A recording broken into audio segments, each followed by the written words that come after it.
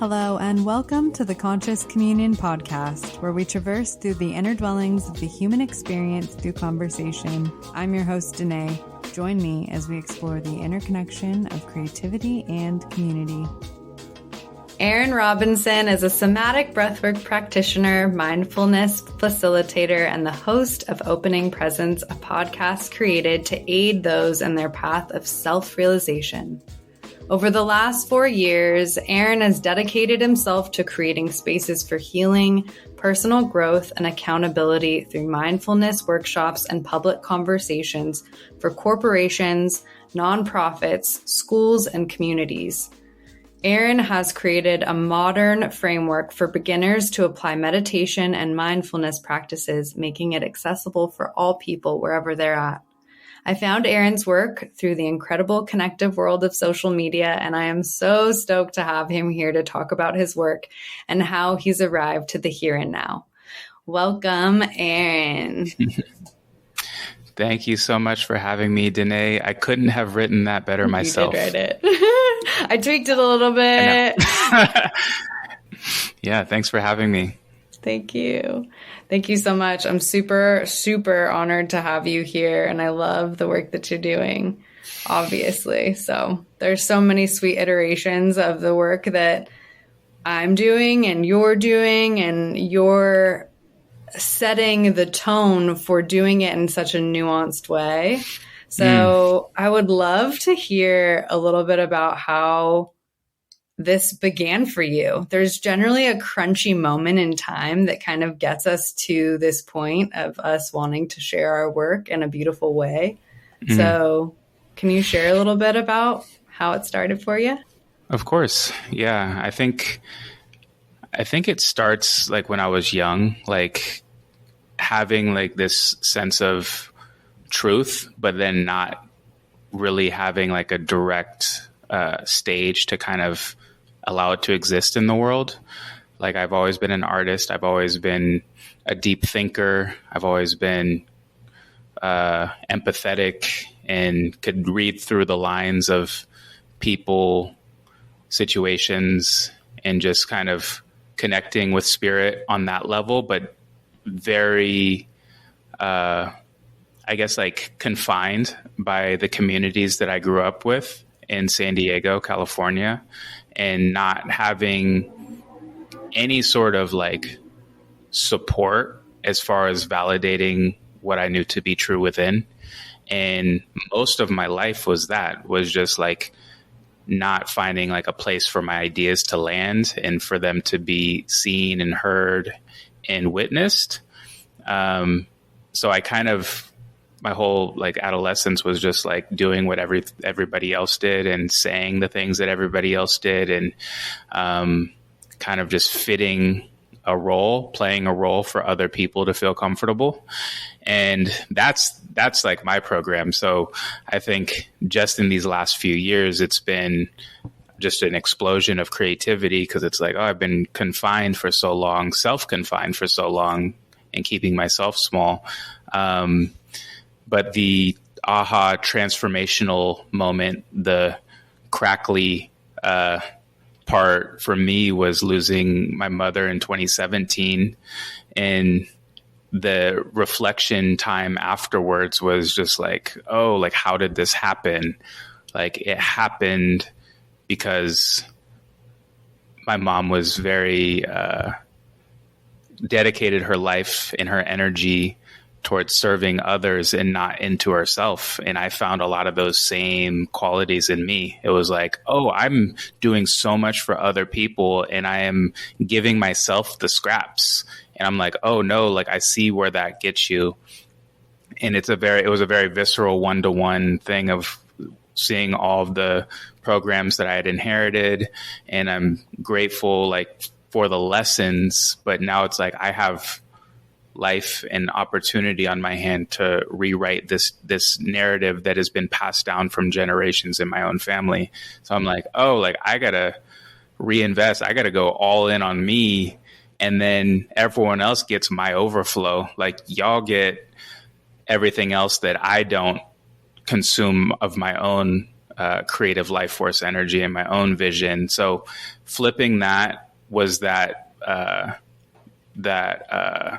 big shift for me. Was like, I'm going to prioritize myself. And then the expression became liberated. I finally liberated it and said, I'm going to put it out there. And regardless of what I receive back, this needs to go out, because if it doesn't, then it becomes stagnated and gets trapped in the body and turns into a disease like cancer. Yeah.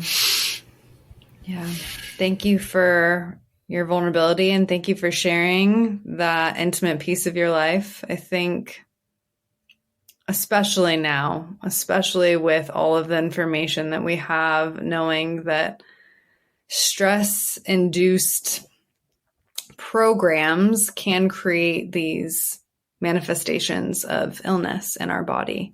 And with the work that you're doing specifically around somatic breath work, I find it so beautiful that you went to the source of your grief and are now pouring out work that is beneficial for folks to go to the root of wherever their bodily manifestations of stagnant energy lives, and then helping them set it free.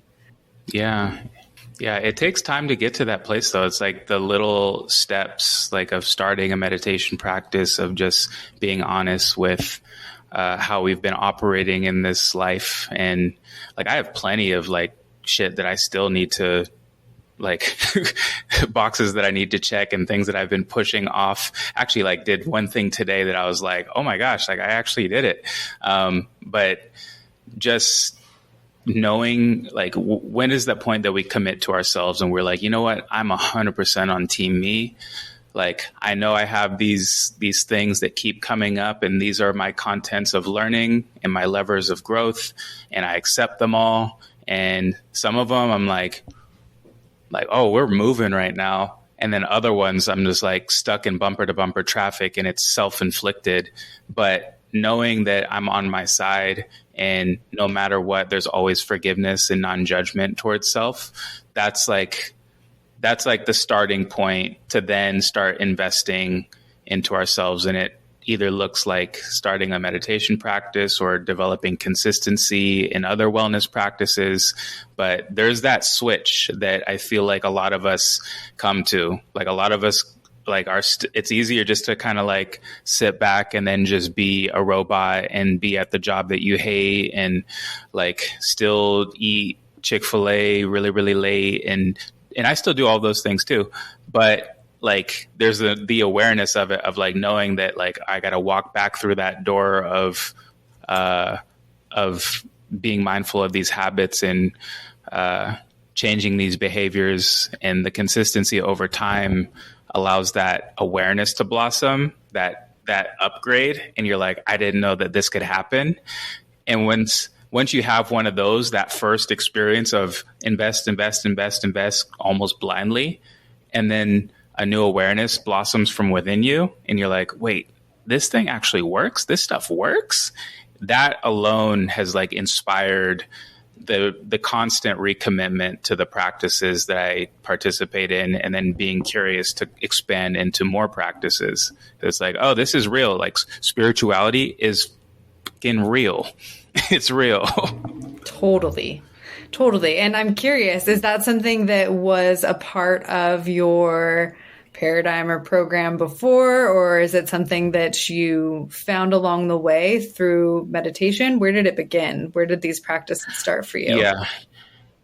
It started in the meditation practice, just sitting with myself, grieving for a year.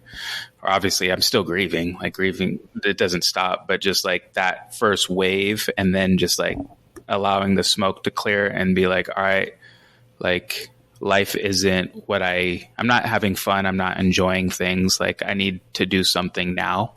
And that urgency directed me towards something that had been kind of just in the vicinity, but not activated and put into place yet. So the daily meditation practice was the thing to really get clear on my own limitations in the areas where I had opportunity to grow and to take more responsibility for the life that I was living. Because it was very easy just to put myself in situations where someone can commit an offense as far as just like relationally, emotionally, like career, whatever. Like I'd always put myself in places where somebody else was in charge of how I felt. So they can do these things, they can maneuver and be not mindful of me. And then I always had someone to point and blame and point the finger at. And then I had to take responsibility and say like, hey, I'm putting myself in these situations. Like these people aren't doing anything outside of what they do. Like that's just how they move their energy around. That's how they handle situations. I am signing up to be a co-collaborator in this. So it's a tough pill to swallow though, when you're like, hey, I'm creating this, everything in my experience I'm creating. And if it's SHIT, then it's like, oh, dang, you got fingers pointing back at you and you have to own that. But once you do, you can kind of take that responsibility and put yourself next to people that value you, that see your talents, that can help you. And the list goes on. But yeah, meditation is for sure like the thing that opened me up to see things clearly. I'm so curious. Where did that curiosity to meditate come from? Did you hear about it? Because if it was something that wasn't necessarily in the front of your sphere, I love to hear how people get started in that process, right? Yeah, I think it's like early on, like I remember reading like Super Rich by Russell Simmons, like that he talks about meditation. And I was like, I don't know, like 21, like in college. And I read it and I was like, okay, so it was just like, it was kind of just like an accessory. It's like a mindful accessory before it's like the live, laugh, love tote bag. It's like, you think that you're like, you go to like 2 yoga classes and then you're like, I'm spiritual and I have a tie-dye tapestry over my bed and I have my crystals. And those are the accessories that say that, hey, I'm connected to source. And for a lot of people, that's enough. Like that's enough to just be a quote unquote yogi on paper, but not really have practices and real deep connection. And I'm not here to cast judgment, but like, that's kind of what it was just like, all right, like I have this cool book, like I read it, it's nice, but I didn't really have like a reason enough to go commit my time to that at that time. And then a few years later, I came across a book called Eastern Body, Western Mind by Judith Anodea, I believe is the author's name. And she's talking about the chakra system. And I was like, oh, this is the first time I've heard this language be expressed. And I was like, oh, I know exactly what she's talking about. And I was just like hooked into that. And then the third book, before my mother got sick and before I moved to Portland, was Breaking the Habit of Being Yourself by Dr. Joe Dispenza.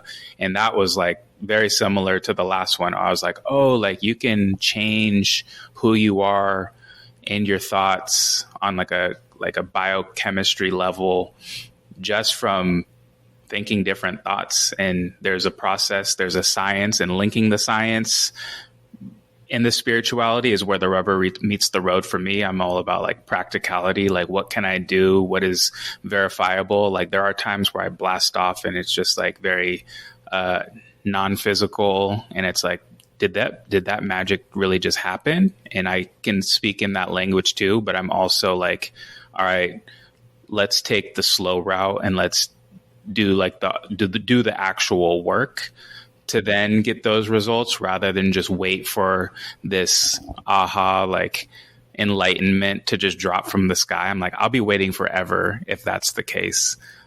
So yeah, those books got me curious. And then the pain of loss is the thing that really was like, yo, I'm desperate. I need relief. Here's this direction that I know could provide some resolve. Definitely. Yeah. Yeah. So often, and from my own experience as well, grief has just been such a portal and a catalyst to a deeper knowing and truth of who we are at our core. And it's interesting how that often is the portal for so many folks. But until and I really loved that you said this earlier, it's taking the responsibility. The responsibility piece is huge. Until we take the responsibility and the onus off someone else and stop playing the victim, I mean, we'll continue to play that loop over and over and over again, because that's what these paradigms, that's kind of how it's set up, right? Like it's the food, right? All the oils, all the sugars. I mean, there's so many things, right? Yeah. Well, it's the food for that system. Like the food is the blame. It's like to point the finger at something else. It's taking the energy of the finger pointing. It's like, if your finger is pointing at something else, that thing is receiving the energy from you, but your finger should be pointing at self. So then you can feed yourself your own love, attention, and energy. But yeah. So good. And how, because you're doing this work, because you're in the thick of it, how do you do this for yourself? How do you show up for you so that you can therefore show up for others? I think the showing up for others, it's kind of like wrapped up into each other. Like one of them, that's kind of like if I'm like a creative director, I'm like, ooh, I just like broke the code, because it holds me accountable to my own practice. Like I can't go completely off the rails, because I have to do a morning meditation at the park with everybody. So it's like, all right, well, you got to hold yourself accountable, because these people are going to be waiting on you. And it's kind of like how I create accountability is by like broadcasting an intention, and just by putting it out there, like there's an expectation that's made public, and I want to be a man of my word, and I don't want to look like an idiot. So I have to follow through with the thing that I made public. So that's kind of how I hold myself accountable to those things. As far as like investing and just like making time for myself, it's just like, I don't know. I feel like it's kind of baked into the cookie, because I just enjoy just being alone. I enjoy just hanging out. Like I don't do a whole lot of things. I think just like savoring. There's a lot of savoring going on, as far as just like, all right, when can I just like let go of the steering wheel and just ghost ride the whip and just like sit back and just enjoy, like, oh, this is amazing. I think that's kind of, those are the moments, and not get too caught up in like forcing anything, because I see where that kind of gets you, as far as just like, oh, I have to make this thing, da da da da. I'm just like, do what you will. Yeah. And letting the creative force guide you. And you're already working with so many beautiful creative projects. And I'd be curious, I feel like it could be an iteration of exactly what you just said, but how do you find your creative flow if you're feeling a little sticky, or if you're feeling like there's something stagnant? What do you do to get out of that rhythm, or, you know, find a different flow, find a different course? Yeah.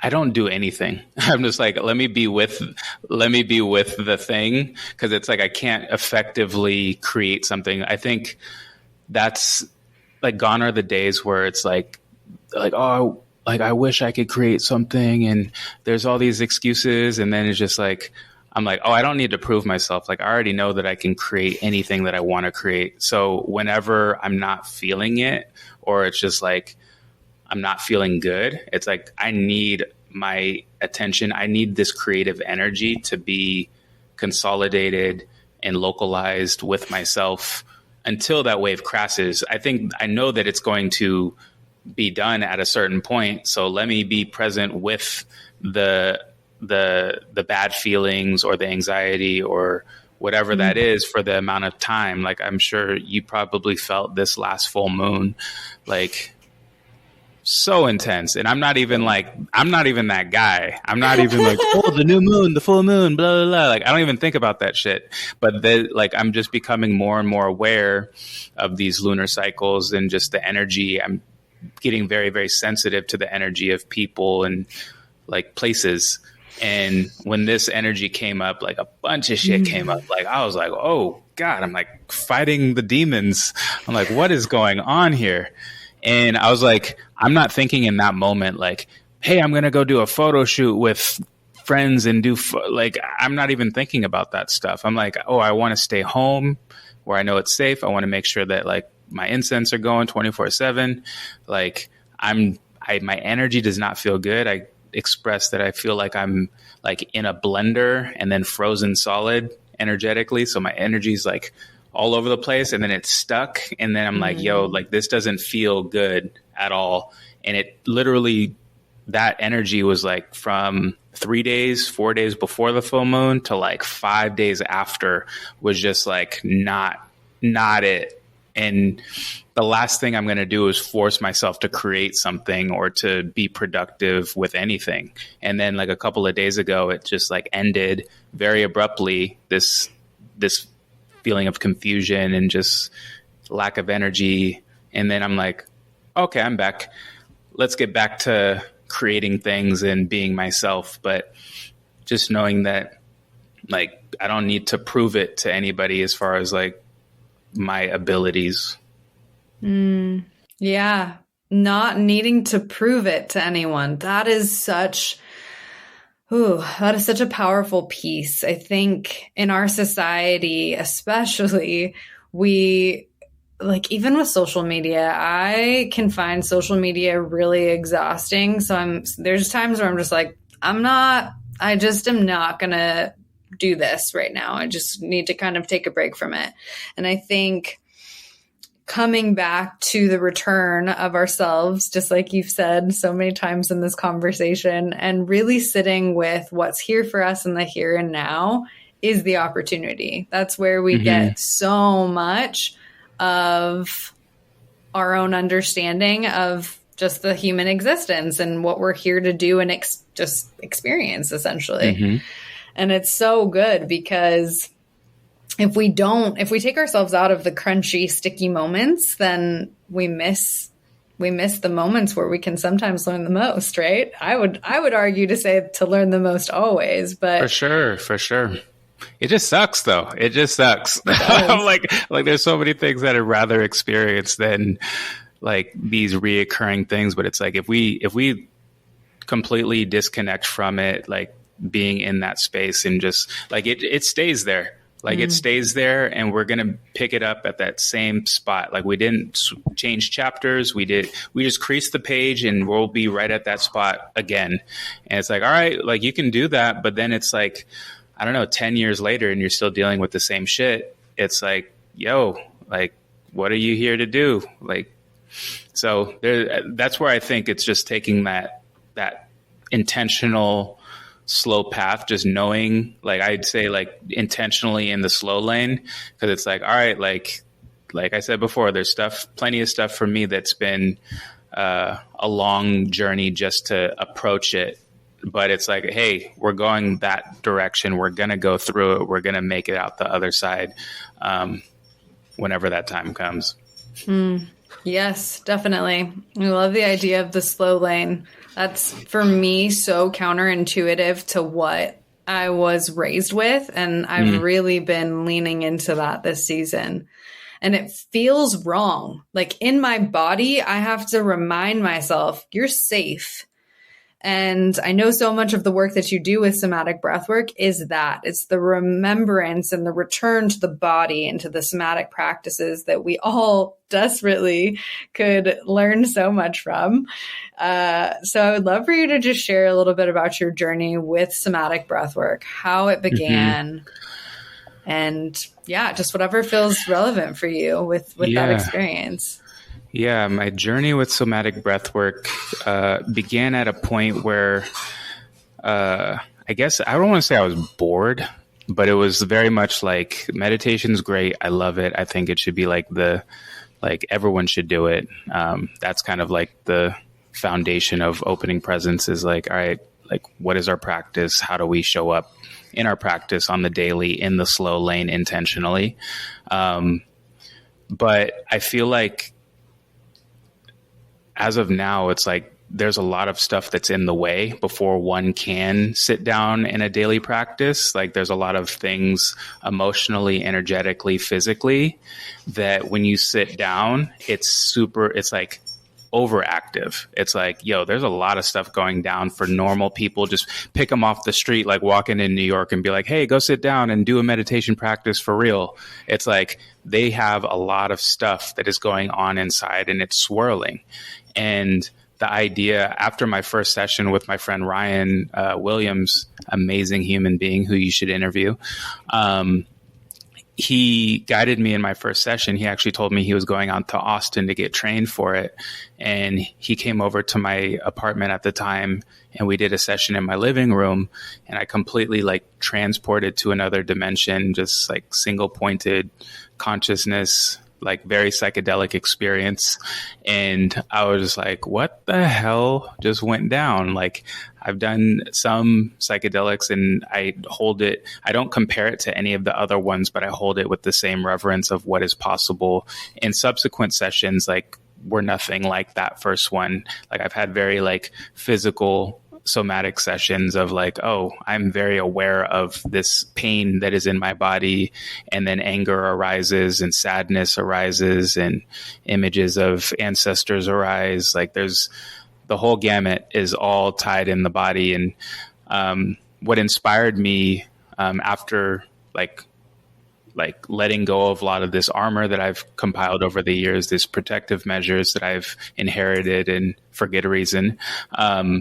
But once I started like letting go, the idea of incorporating it into the meditation just made a lot of sense. It's like, let's clear away all of this energy and then like have a clean slate to sit down after we've let go a lot of the stuff. So that's kind of where I've been very keyed in on, or at least it's becoming more clear as to the importance of having this almost ceremonial breathwork experience to release a lot of these emotions, a lot of this stress, and all of this this energy, and liberate our voices, liberate our minds, become clear. And then from that place, a meditation cushion looks a lot sexier. So true. It is so true. I started with meditation too, and that's where it began for me. And then breathwork was just it's a different sphere. And when you have that opportunity to be with the divine in that kind of way, it's so impactful. It's been truly the most transformative tool that's helped me through this journey. Mm-hmm, mm-hmm. Yeah. And the meditation's like, it's purely observational. It's like, what do you notice? And then the breath work is an activation where it's like, I'm going straight into it and we're moving things. And that's the part that I appreciate, especially like in this culture that we're in of like the doing culture. And it's like, all right, well, how do you make spirituality into doing? It's like, oh, breath work. Cool. It's like, it's familiar. It's familiar to people. Yeah. And it's so interesting to me that we are so detached from a relationship with the breath. And that, for me, I'm sure for you in your own work, that was one of the things that I really had to sit with. I would catch myself after these experiences, like holding my breath. And then I had the cognizance to know, okay, well, if I can actually use this as a tool in ceremonial spaces, well, then that means that I can also use it as a tool in my every moment. Mm-hmm, mm-hmm. So catching ourselves and then playing with it and having just the ebb and flow be here for us whenever. Most definitely. Yeah. I can tell like when my thoughts are limited, it's like, if I go straight to my breath, I'm like, oh, I'm only like breathing from like my chest up. And how do I soften the belly? How do I relax more into myself? Because I'm trying to like escape in an essence. It feels like your soul's trying to like escape your body when you have anxiety or limited thinking or fear thinking. It's like I want to be anywhere but right here. And that's what it like. That's what it feels like. I'm like, get me out of this place. And it's like, no. Like, this is where you belong. Like, sit here. You're fine. But yeah, the breath can definitely bring us back into connection. Mm-hmm. Yeah, it's getting out of that flight or fright. And the vagus nerve, it's so fascinating to me that we get to work with these ancient modalities that have been here for so many of our ancestors.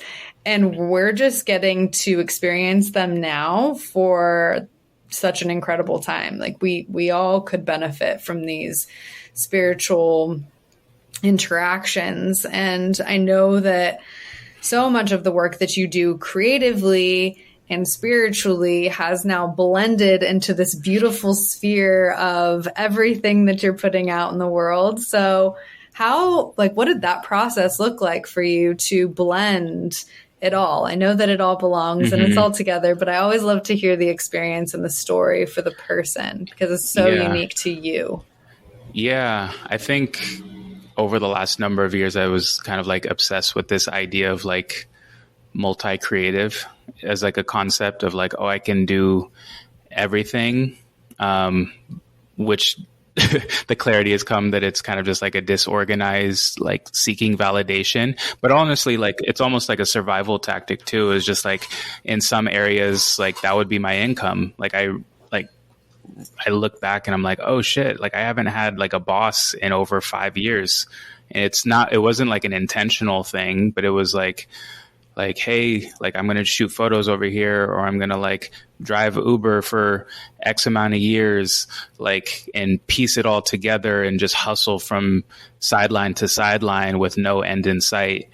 But acquiring different skills, but then also like following what I was like passionate about, like saying yes to a lot of things. Like I had friends who like I went to the same college with, and he's like a film director, and he came up from the Bay Area and was like, hey, do you want to like assist on a commercial shoot at Expedia? And I was just like, yeah, it was nothing, but it was just like, hey, I'll try this opportunity out, because I hadn't really been on like a real set before, and just seeing what it's like to be on set and work with other people in the industry. And it kind of demystified what that looks like. I'm like, oh, it's just like everything. It's just people. And whether that's like doing video shoots or photography for like famous people, or whether that's like taking out the trash at a restaurant because you're a cook or whatever. It's just being with whatever experience is there. But then over time, all of these skills stack up, and then they can be applied and administered in like a wide variety of ways. So now a lot of the things that I've experienced in the past it's not so daunting. And even the people and the businesses and the experiences that I used to pedestalize are now like on the ground floor. I'm just like, I don't look at anything as like it's too much or it's too big for me or anything. I just know that I have all these experiences that I can apply to everything, but then prioritize the things that are reciprocal, that also give me something. So that's kind of like the barometer at which I choose to deploy these like quote unquote skills. But now just like applying them to myself, it's like, all right, I shoot photos for people. I can shoot photos for myself. I shoot videos for people. I can shoot videos for myself. And just making things simple and fun. That's so good. And making things fun. Yes. Yes to more fun. I do love that you were kind of sticking your hands in all different kinds of things. I think that it's fun to be multifaceted. We are such multidimensional creatures, and to be able to entertain these interests and then kind of just see where they lead, staying curious, being full of wonder. And that creates such an opportunity for us when we stay open and say yes to see just what life has to offer us, right? I'm sure you've met so many dope people. Just too many people. Yeah, too many. Yeah, I think the biggest learning lesson was actually like learning how to say no. Like that's the latest, because I said yes to a lot of things, and in a lot of the times it was like, because I got to pay this bill, I got to pay this rent, I got to do this, I got to do that, and just saying yes to everything until there was a point where I was like, oh, this is just too much. Like I can't keep running, and it's like neglecting like my baby opening presents. It was like, oh wait, like if I say yes to this thing, that means I'm not taking like this business that I am passionate about to the next level. So finally coming to that realization of like, oh, I need to say no to these other things in order to fully give everything. Cause I think I'm very, I don't think I had ever given everything to something before. And whenever I do that, then the results happen. So I'm like, hey, why don't I like fully like commit to this? Cause I think there's that little part of us of, if I fully commit to this and it fails, then I'm going to be homeless on the street and da da da da. So I got to make sure I have all these other opportunities to make income or to be successful or whatever. But then it's like, say one of those other things that aren't your core passion are the things that provides for you the most. But then the trade-off for that is that you have to avoid the thing that gives you the most. So you're going to end up resenting it at some point. Mm-hmm. Yeah, that's a good word. It's a good word for most of us. I'm a firm believer that we're all creatives. I really do believe that we're all artists in our own right. It's just about uncovering and unearthing what's at the root for us. And I think that's what a capitalist structure wants to distract us from, is these fears of being pushed out of these societal structures that we're a part of.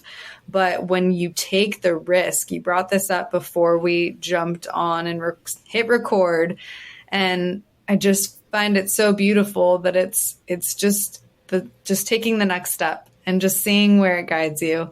And that's exactly what you're doing. And it's just so cool. Like where did that edge come into play when you were just like, all right, I'm done. I'm going to do this thing. I'm going to take this next step to trust my purpose and my passion and just go in that direction.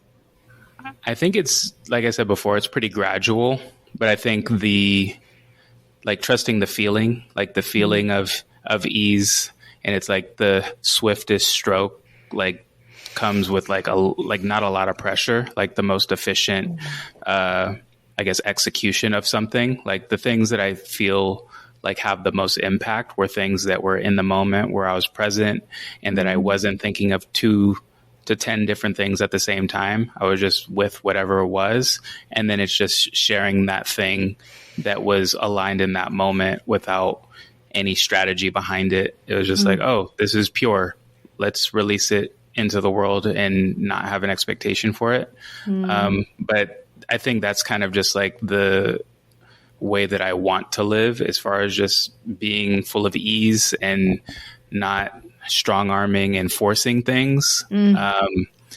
So connecting back to our core nature, however we feel most at peace in life, and then just trusting whatever falls from us is the thing, is the essence, is the gift. And then we just like pass that off into the community or into the ecosystem and just allow it to do its thing without too much of our involvement.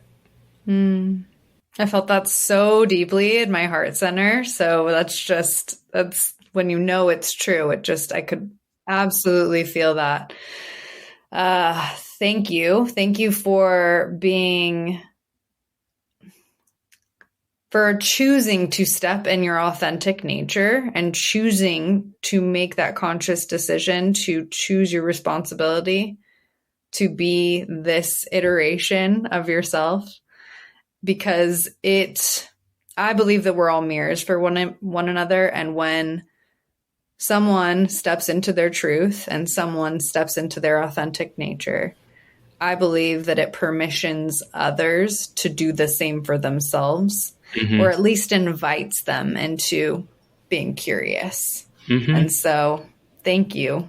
Thank you for doing it, you know? Oh, thank you. It's just beautiful. Yeah.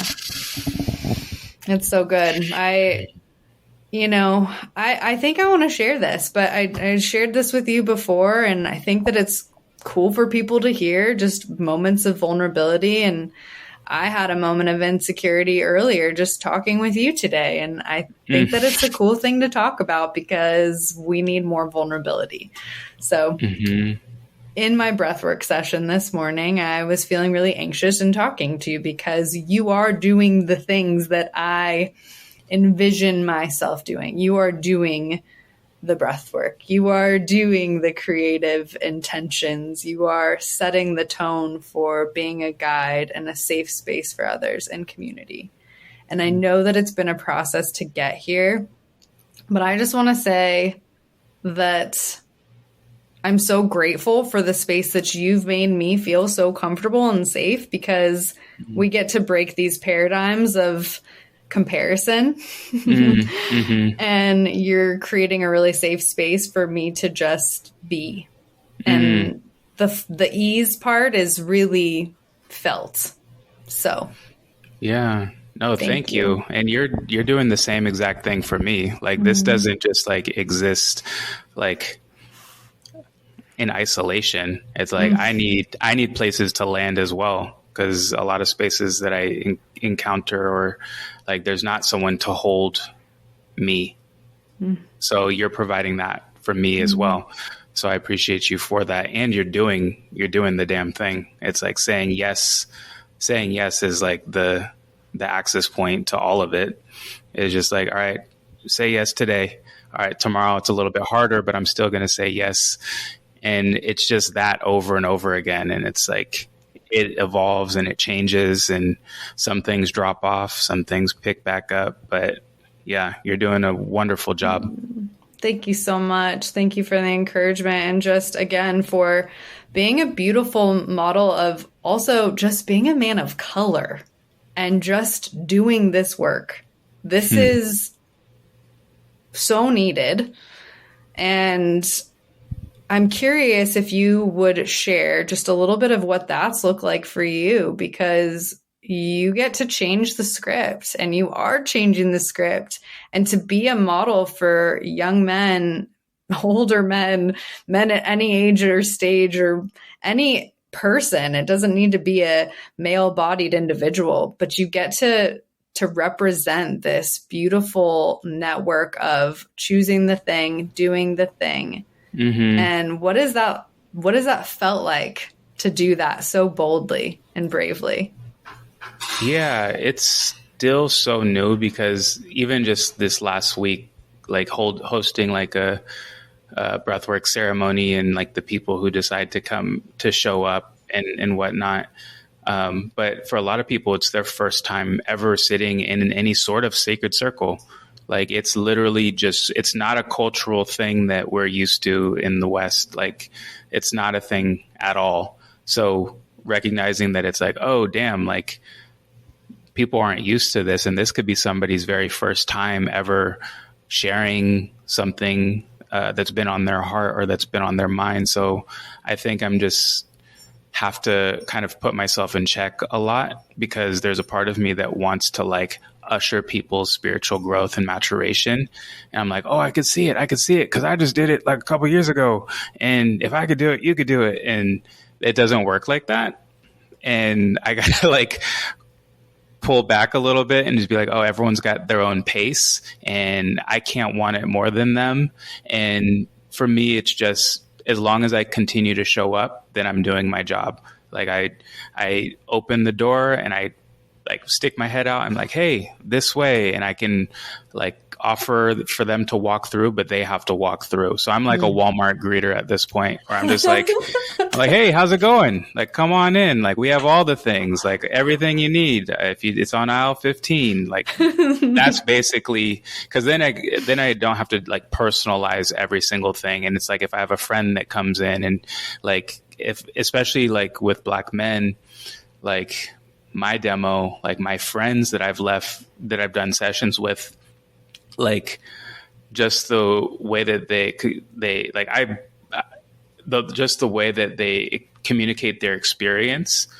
I'm like being judgmental of like, but you didn't experience this and that and da da da. Like, why are you talking about like something that's irrelevant from your own experience? It's like they'll talk and it's like, oh yeah, like my grandma, like relational physical world things, when I'm like, what does your inner world say? But it's like I just need to be there, not wishing for them to have an experience. And that's kind of my own work, kind of woven into hosting these types of experiences for people. It's a dance.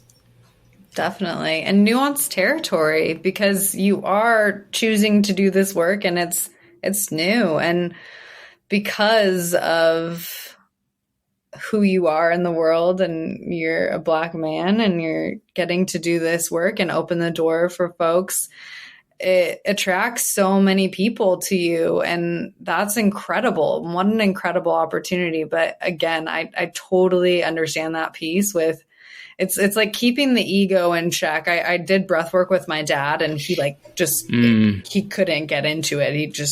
It was really hard. Kind of hit there, but it was that physical thing. He was just really uncomfortable, and I just don't think he wanted to go there. And fair enough. But I had to check my ego after. I was like, did I do something wrong? Like, I feel like I held space pretty well. My mom just blasted off when I did it with my mom. Yeah. My dad did not have the same experience, and that's okay. And just being able to permission ourselves to know that Spirit's actually the one doing the work, and we're just here holding the space it's good for us to be able to let that go. Yeah. If we have I do like group ceremonies with my friends, and like some ceremony, we've done like 4 together, and we're like slowly like growing into like larger spaces and stuff. But like we have some that are like from the very jump, like everybody's just on the same mission and we're all connected, and it's just like a love fest. And other times it's like the air gets pulled out of the room, and it's just like the energy that's there. I'm just like, what's going on? Like, oh, it's like people aren't open right now, and like they're coming here for their own healing, and they haven't reached that point. Some people are more ready to kind of be open from the front end and then open up even more throughout. But some people, like, they're coming to you to open up just a little fraction more. Like, we don't get to say like, no, you gotta be at 150% open. It's like, no, like I'm at 2%. And if I get to 3%, like that's a win. And like you said, just removing the ego from it, because I think we want the best for everybody. But yeah, we can't want it more than someone else, or push anybody to a place that they're not comfortable. 1,000%. Yeah, that's so good. Creatively, you've got to do some stuff that's super fun for you. I know that you take photos and that you shoot film. What else do you do as a creative outlet for you, for fun, for play? For play. I chill so hard. I think discovering music is something that I've taken up a lot of just like experimenting with like DJing and stuff, and just like curating an energy. Cause it's like, you listen to like, I'll go through like phases, but when I'm in like my music, like searching phase, and then kind of like putting together kind of like your soundtrack for your daily life. And it's just amazing, like what you can embody by listening to certain sounds. So that's been a lot of fun. What else do I do to play? Literally just like hang out in the backyard and just soak up sun. And I don't know. I'm so like simple. I'm like clean. I like a clean house. I like good food. But yeah, there's not a part of me, or at least there is not as much of a part of me of like the need for being entertained, like the consumptive drive to like, oh, I gotta go do this, I gotta go do that, I gotta like just existing and feeling good inside of my body is 100% enough. And then like everything else is just kind of like extra, like just the living, like day to day, like living. I'm just like grateful and blessed for like the people that are in my life, the experiences that I have, the opportunity to have like a canvas in front of me every day. And then just to kind of like add new paint and like create new shapes and have new experiences that I'm like literally just like making right in front of me. Like my Instagram, just like reaching out to new yoga studios and just creating new relationships. Like with you, this is our first conversation and it's like, oh, we're going to know each other for a very, very long time. Oh yeah. Like, I'm like, oh, this is the fun part. Like, what are you talking about? It's like woven into like, this isn't work. Like we're just being ourselves. And the more of this I can do, like, that's the whole point of all of this. That's the whole point. And then to be an example for someone else to be like, hey, I want to do that same shit. And if we inspire that one person, then we did our job. But are we like walking in alignment with our soul? Yes or no? It's like it's black or white. It's either yes or no. And if we are, then everything is play. So good. Yes. Everything is play when we're walking in alignment with our soul. That is the tagline of this episode. That is so. Yes, we found it. We found it. It's so good because it's so true. It brings us back. And I don't know if was it your post today? You had a post about childlike wonder and it's so true. It's just coming back to the innate essence of, I believe, all that we are. Once we scrape off all that's what we have to do, right? When we're doing the inner work and the spiritual journey, so much of it is about just excavating all of the stuff we put on ourselves to not allow ourselves to feel the freedom that we need to step into our purpose with trust at the forefront. So most definitely. Beautifully said. Oh, thank you so much. Thank you. You are such a beautiful mirror for me. And I'm so grateful for doing what felt scary and reaching out to you. And I'm just super glad that we get to now be connected, and I would love to hang out with you in the flesh. And yeah, I would love to get a little slice of experiential wisdom for folks from you. What would you have to share with people if you could share one slice of wisdom from your own experience? One slice of cheesecake. It could be two. As long as it's cheesecake, then we're good. A slice of wisdom.